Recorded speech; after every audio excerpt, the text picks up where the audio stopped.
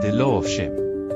Long before the white men came with their strange tongues and strange gods, before the tarred roads and iron roofs, there existed a proud village called Umedike. The village was blessed with fertile land, brave warriors, wise elders, and powerful deities that watched over its people. But Umedike also carried a dark tradition. It was the law of the OSU, the outcast. Anyone born into that lineage was cursed in the eyes of the people. They could not marry freely. They could not sit among elders. They could not share food or water with the freeborn. They were treated worse than animals.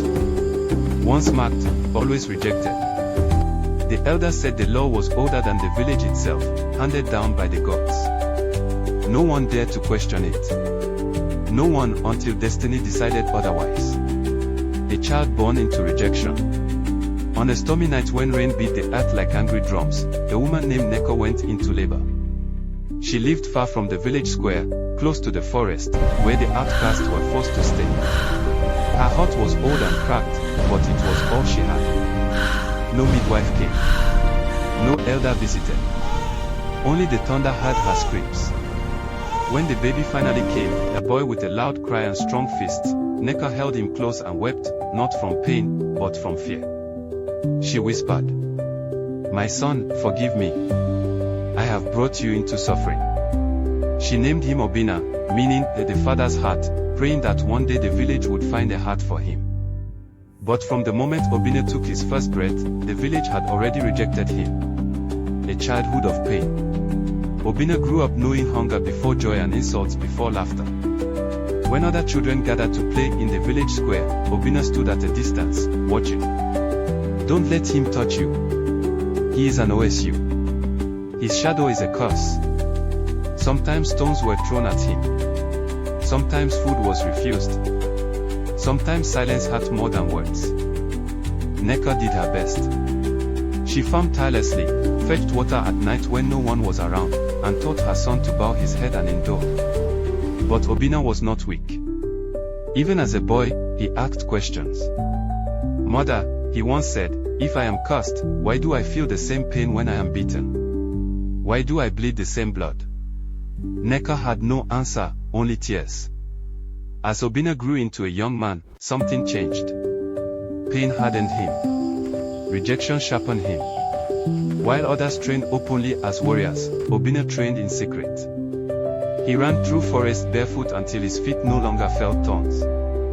He lifted heavy stones to strengthen his arms. He practiced spear throwing using broken branches. He observed hunters silently, memorizing their movements. The forest became his friend.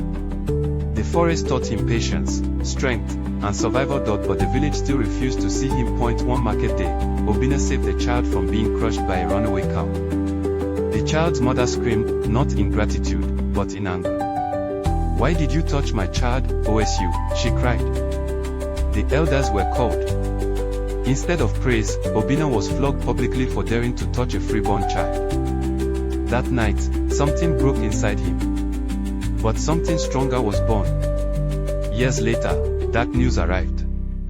A powerful neighboring kingdom called Akpoko had begun conquering villages. Their warriors were ruthless. Their king was cruel. Entire villages were burned.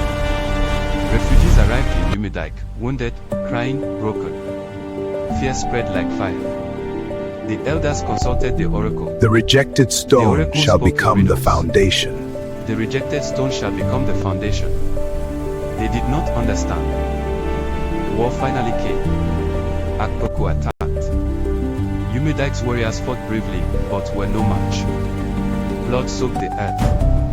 Hearts burned. Women screamed. The village was on the brink of destruction.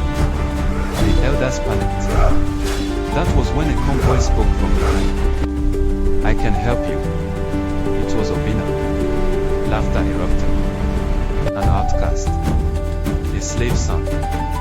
But when all plans failed, the elders had no choice. Obina did not fight like others. He fought with wisdom. He used forests, traps, ambushes, and night attacks. He attacked supply routes. He confused the enemy. He turned fear against them. Akpoku's warriors began to fall, not by numbers, but by intelligence. Hope returned to Yumidak. In the final battle, Obinna faced the feared Akpoku warlord. The fight was brutal. Obinna was wounded. But years of suffering had prepared him. With one final strike, the warlord fell. Akpoku fled. The war was over. Yumidaik was saved, the elders vowed. The same people who rejected him now begged forgiveness. When the old king died shortly after, the oracle spoke clearly. He who was rejected shall rule. Obinna became king, his first law. The abolition of the outcaste system.